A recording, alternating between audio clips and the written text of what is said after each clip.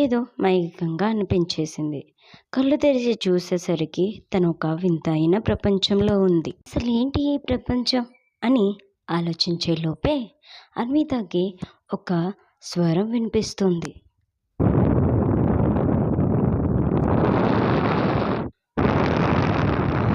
అన్విత, అన్విత, భయపడుతున్నావా?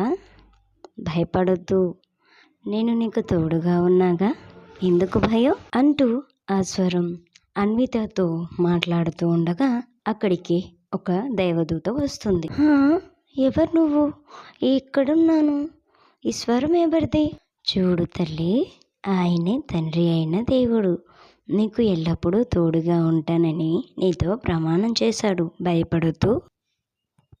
ఇంతలో తెల్లవారిపోయింది. అన్విత వాళ్ళమ్మ నిద్రపోతుంది.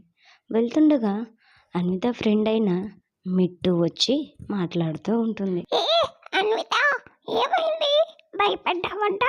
రాత్రి మీ అమ్మ చెప్పింది. అన్విత తనకొచ్చిన కల గురించి మిట్టుకు చెప్పి స్కూల్లోకి వెళ్తుంది.